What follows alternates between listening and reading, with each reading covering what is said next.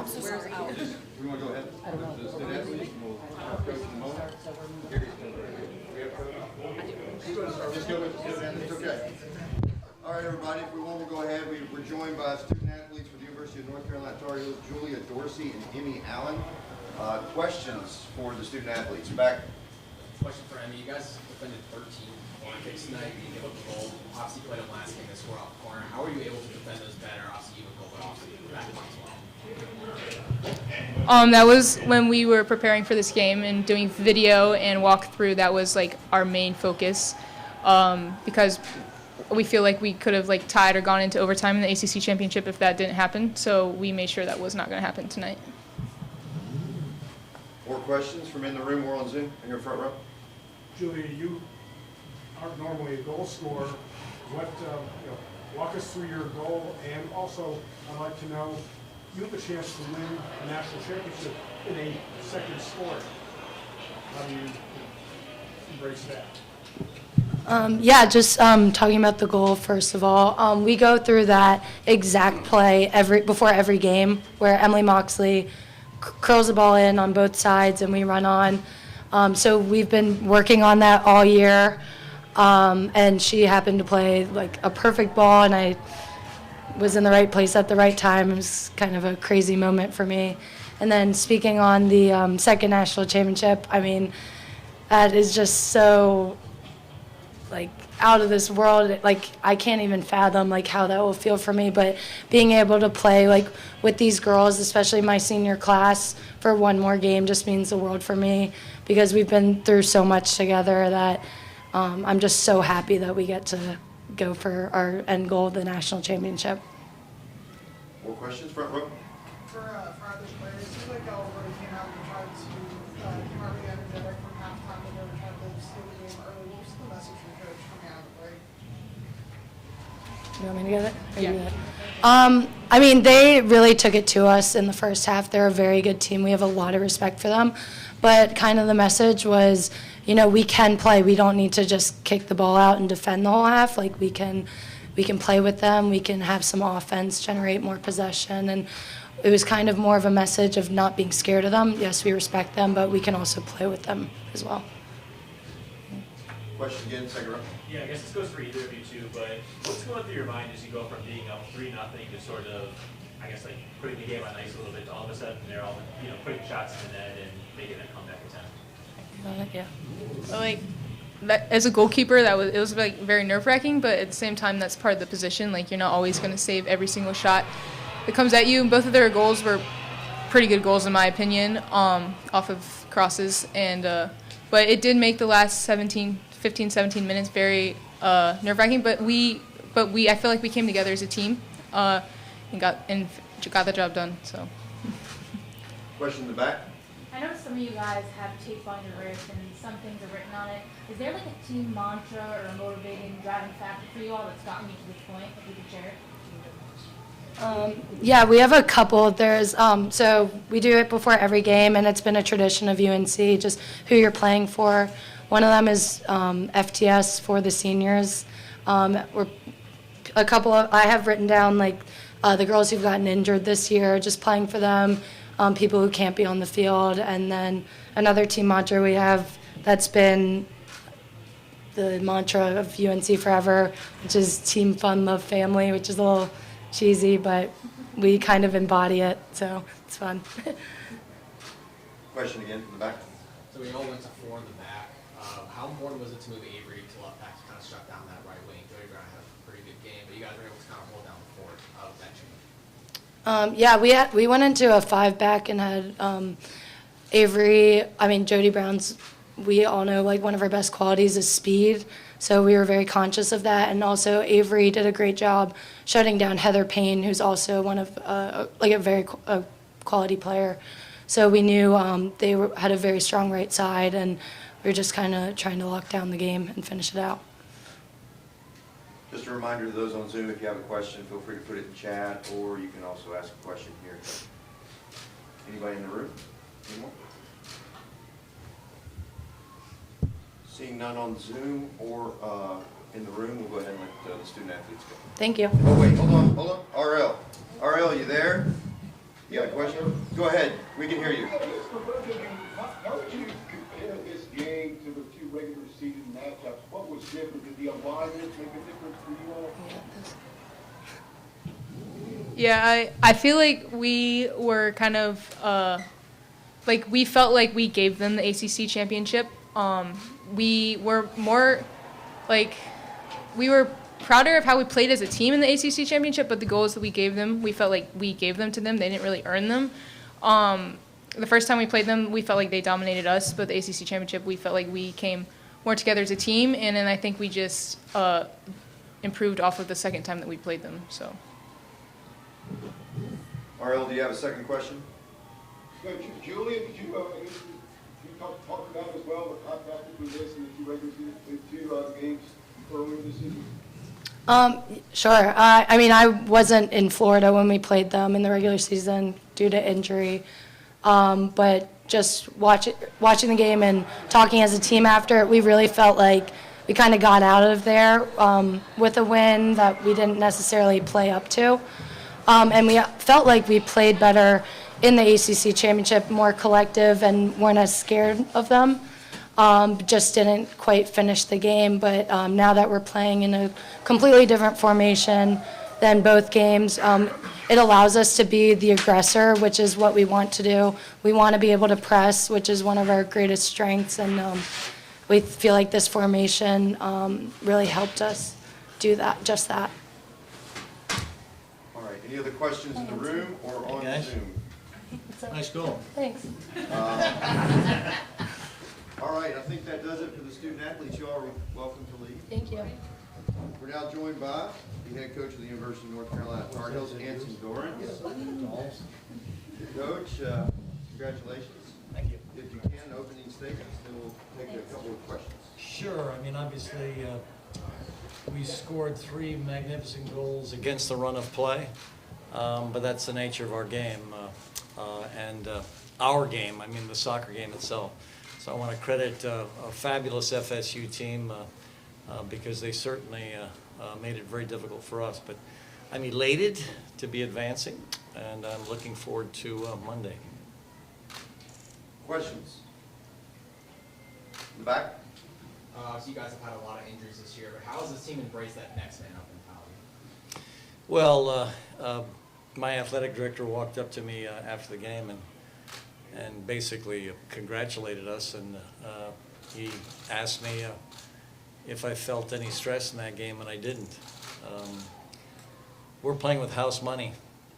We've lost 2 of the best players in the country, and we're in the national championship final. Are you kidding me? Macy Bell has the potential to play for the U.S. full national team. And so, in my opinion, does Sam Meza. And so I'm just excited that we've progressed this far. And I want to give absolute full credit to Damon Nahas, who came up with this game plan, by the way, after we lost to them in the ACC final. And are there some risks in a 3-back system where you're playing against a 3-front like Florida State's, where all 3 of their front runners are faster than every one of my 3 backs? Yeah. And you can see how terrifying that can be if you're watching that game, because they were running past us oftentimes like we were dead.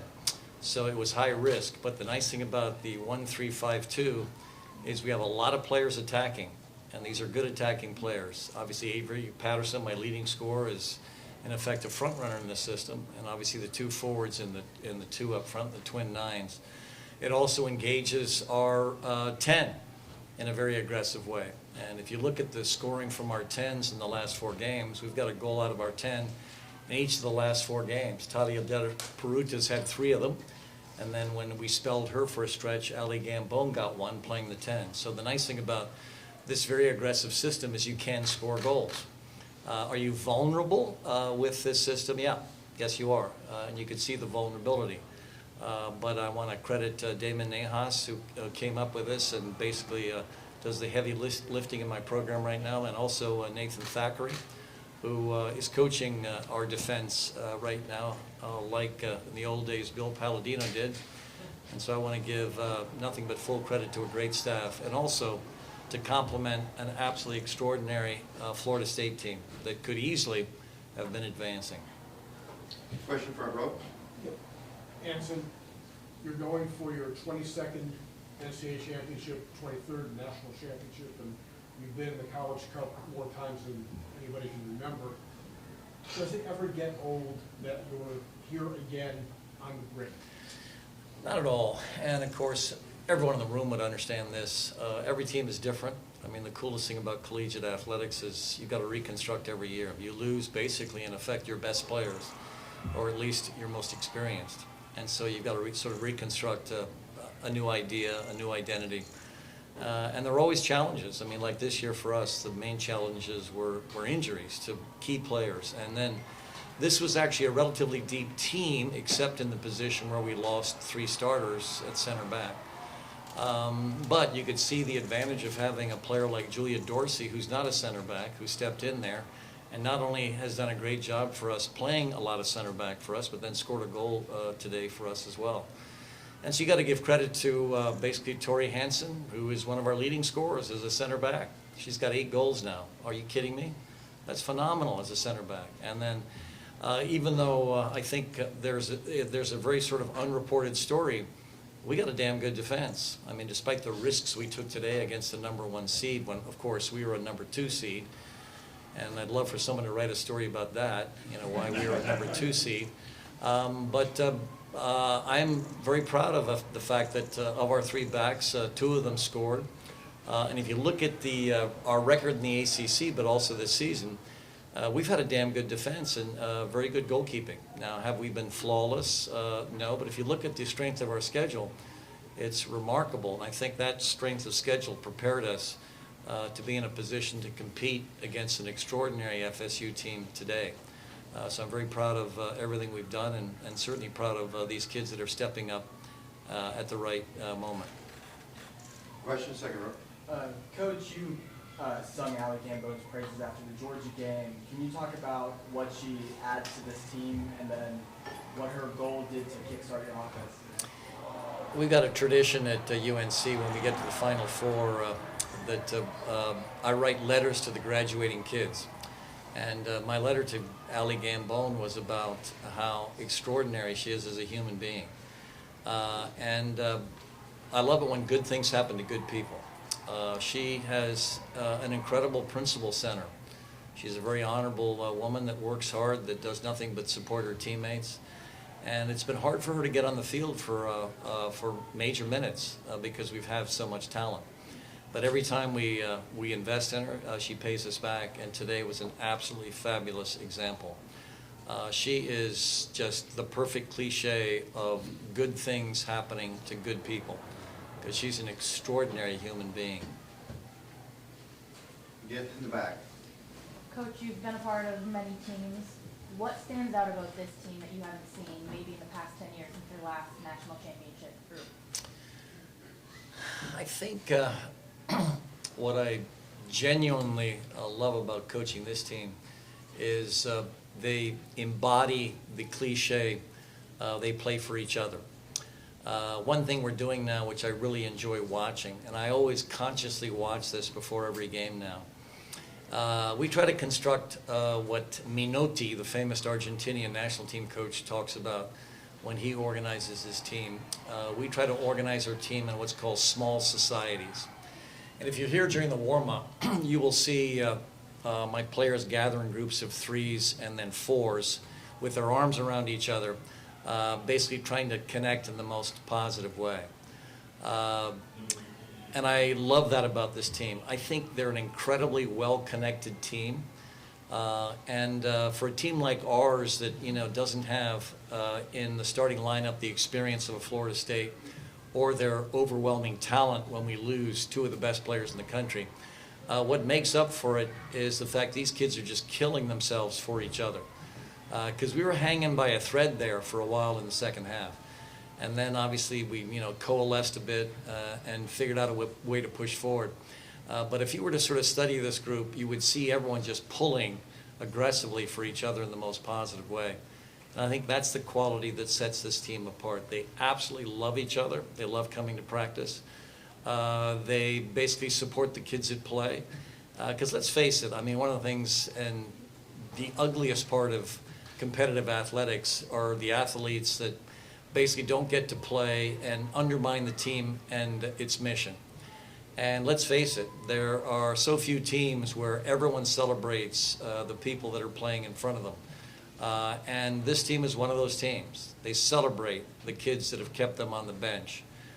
And that positive chemistry, I think, is what sets this particular team apart. Just a reminder to those on Zoom, if you have a question, just raise a hand on Zoom. We will get to you. Anyone else in the room? Second row. Coach, you kind of talked about it a little bit, how this team's sort of playing with house money with all the injuries, but given that it has been 10 years since you won a national championship, is that weighing on your mind a little bit? Like, does that make this group that much more special than maybe some teams from the past? Not really. I don't know what you think, but I think my legacy is secure. If not, just call me up and we'll chat about it a bit. So I don't worry about that. What you get, basically every single year is a new collection of extraordinary people you get to, have as a part of your life. And so that's the way I look at it.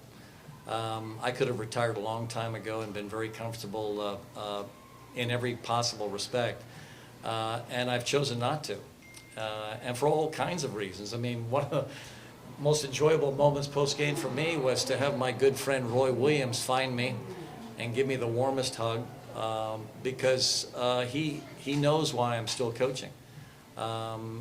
It's basically all about the kids. So no, I don't put any pressure on these kids to follow that extraordinary tradition of winning with a consistency that's actually ridiculous.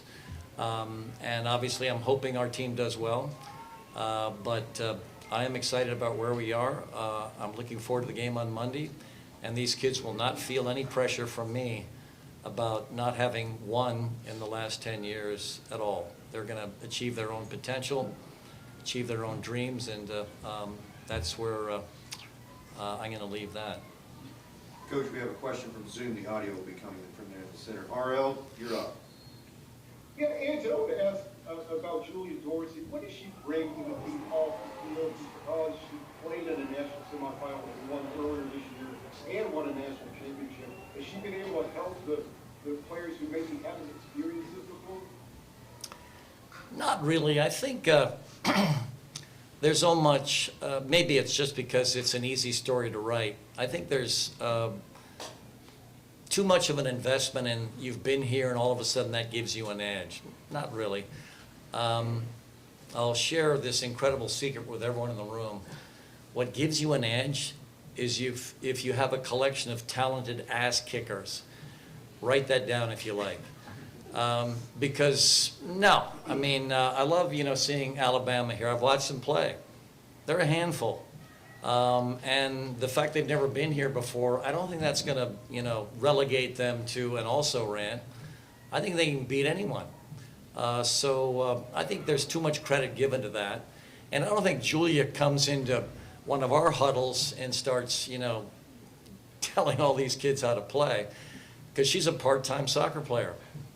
Is she a good part-time soccer player? Yeah. She's a very good part-time soccer player. But she doesn't, come in and sort of lord her national championship ring over anyone. She'd be laughed right off the field by any one of her teammates. But here's what she does bring. That is one hard ass, and she competes. And fortunately for me, the role she has playing for our lacrosse team is she's a defender. So she understands simple principles like, stay between the person with the ball and the goal. And that benefits her in the most aggressive way. And I can remember the moment when we decided to start her. There was a 50-50 ball between her and a Duke player on the Duke field, and she went in with absolutely reckless abandon. There was this horrific collision, and you're expecting both players to basically lie there with bones sticking through their socks. And she got up like it was just a walk in the park and slowly jogged back while the Duke corpse was lying on the field. And I was thinking, you know what? I think I'm going to start this kid. And she's done well for me. And she's done well for Jenny Levy, our lacrosse coach. And I just have huge admiration for her. What she is an extraordinary competitor. And you can't have enough of those kids in the field for you. We have time for one more. We got one in the room in the back row. Coach, how do you approach this next 48, 72 hours with just one game left? Well, because of the tradition of writing letters to the players, we read 6 letters before this game. We've got 6 more seniors that we're going to write letters to over the weekend. So I've done the math. I'm going to write 2 letters a day and then present them on Monday night. So that's going to be my weekend. Although I'm going to watch Greg Berhalter, a former Tar Heel, who's married to a Tar Heel who played for me, basically annihilate the Dutch tomorrow morning at 9 a.m. So that's going to be a part of my weekend. I'm going to see if I can find a pickleball game somewhere.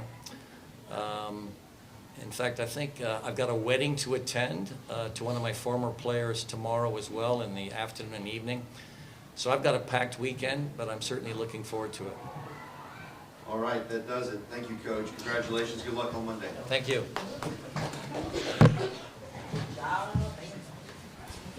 Kid, good to see you. So how'd you get in?